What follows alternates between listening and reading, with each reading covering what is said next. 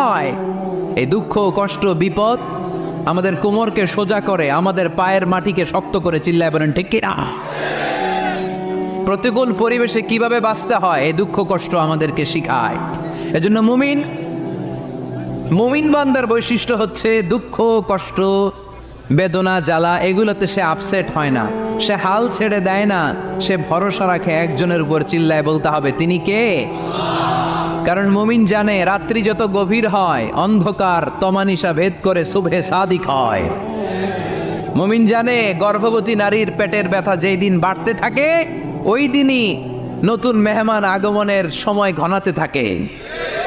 মুমিন জানে তার জীবনে দুঃখ কষ্ট বিপদ যত বাড়তে থাকে সুখের দিন কাছে আসতে থাকে। এজন্য মুমিনের হারাবার কিছু নেই। ইন্না মাআল উসরি ইউসরা, ইন্না মাআল উসরি ইউসরা। নবী হে, কষ্টের পরেই আছে আনন্দ, দুঃখের